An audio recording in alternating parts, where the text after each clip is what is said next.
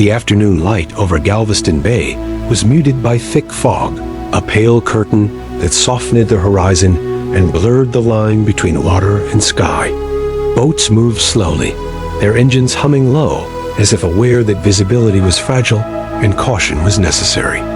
Near the causeway, traffic rolled on, unaware that a quiet flight was approaching with lives bound tightly to its course. The aircraft belonged to the Mexican Navy, and its purpose was compassionate. It was a medical mission, carrying a young patient, caregivers, and crew members who had done this kind of journey before. They had crossed borders not for politics or ceremony, but for care. Inside the cabin, urgency mixed with routine. Checklists were reviewed, instruments monitored, and voices remained calm as the plane descended toward the Texas coast. Radio communication began to falter. The fog pressed closer, swallowing landmarks and reducing depth to little more than intuition and instruments. Below, the bay appeared only in fragments, dark water flashing through shifting gray. On the ground and on the water, no one yet sensed the danger. The day felt heavy, but ordinary. Then the sound came. A sharp crack followed by a roar that echoed across the bay. Witnesses later spoke of a sudden splash and debris scattering across the water near the causeway. The plane had gone down, breaking the quiet afternoon in an instant. Boats turned, drivers slowed, and phones came out as people tried to understand what they had just seen. First responders were alerted within minutes. Sirens began to converge as smoke and wreckage marked the site. What had begun as a mission of healing had transformed into a scene of urgency and loss.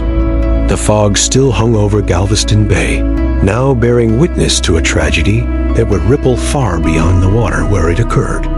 The first boats reached the crash site before the full scale of the disaster was clear. Fishermen and local captains slowed their engines as they approached floating debris, pieces of metal and fabric spreading across the bay. The smell of fuel hung in the air, sharp and unsettling.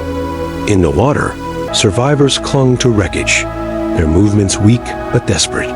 Shouts cut through the fog as hands reached out, guided by instinct rather than sight. One civilian rescuer climbed onto twisted remains of the aircraft and found a woman trapped beneath broken structure. With the water rising around them, he pulled and lifted until she was free, her breathing shallow but steady.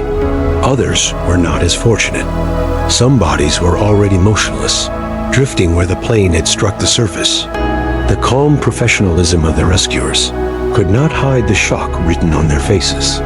Emergency calls flooded in.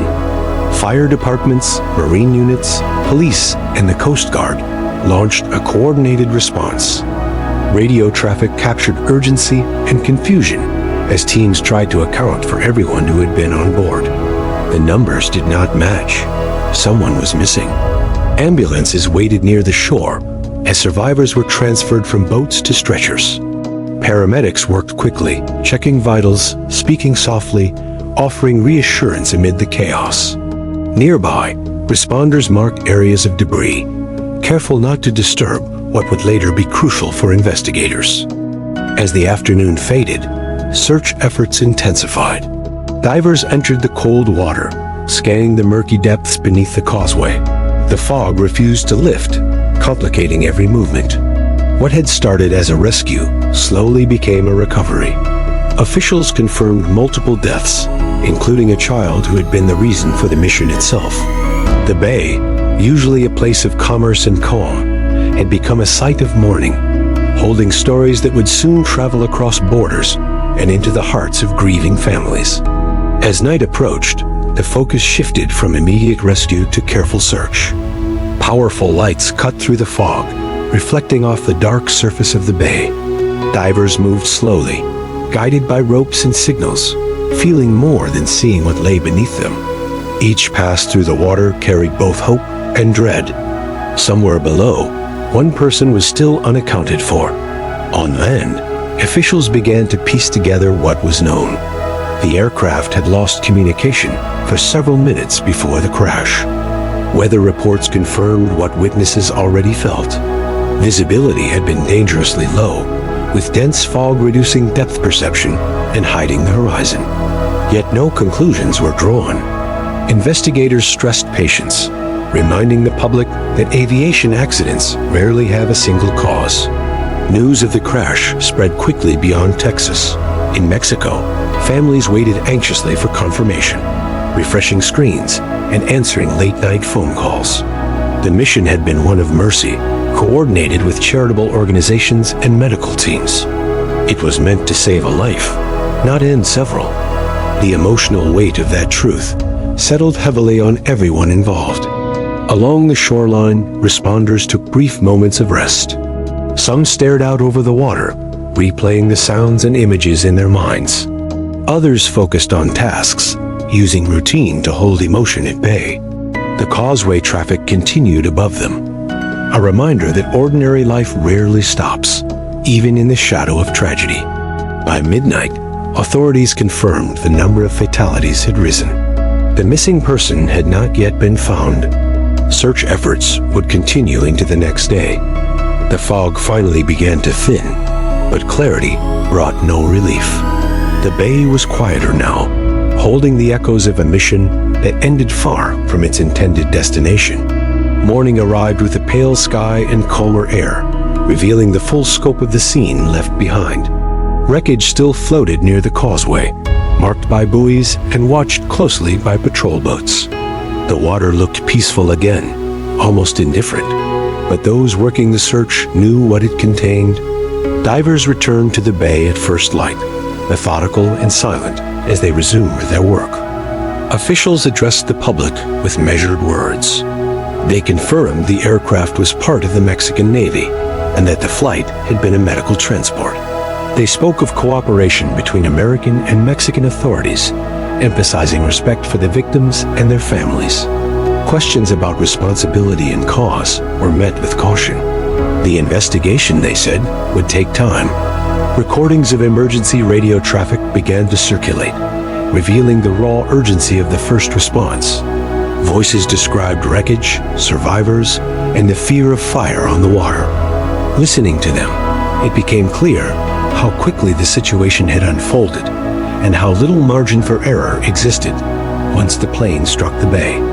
In Mexico, tributes appeared online and in public spaces. The crew members were remembered as professionals who served with dedication. The child on board became a symbol of heartbreaking irony, a life already in need of care, lost during a journey meant to provide it. Grief crossed borders without hesitation. Back in Galveston, residents paused along the shoreline, some leaving flowers, others simply standing in silence. The crash had transformed a familiar stretch of water into a place of reflection. It reminded the community that even routine missions can carry hidden risks, and that compassion, though powerful, does not always protect against loss. In the days that followed, the bay slowly returned to its usual rhythm, but nothing felt quite the same. Boats passed the crash site with quiet respect, their wakes gentle as if unwilling to disturb the water. Investigators continued their work, examining recovered pieces of the aircraft and reviewing data that might explain the final moments of the flight. Each detail mattered, not only for answers, but for the promise of preventing future loss. Families of the victims began their long journey through grief.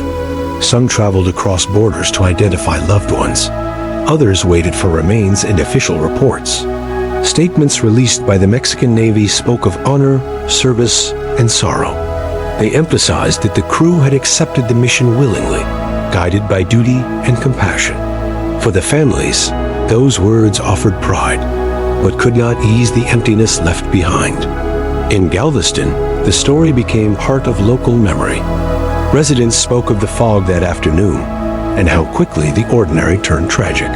First responders were thanked publicly, their swift actions credited with saving lives that might otherwise have been lost. The civilian who helped rescue a trapped survivor was praised for acting without hesitation, a reminder that courage often appears unexpectedly. As investigations continued, officials urged patience. Aviation safety, they said, is built on careful understanding rather than quick judgment. The crash would be studied, its lessons shared quietly within reports and recommendations. For many, the lasting image was not of wreckage, but of intention. A flight meant to heal ended in loss, yet it also revealed solidarity between strangers, nations, and communities. Over Galveston Bay, the fog had lifted, but the memory remained, carried forward in stories, silence, and resolve.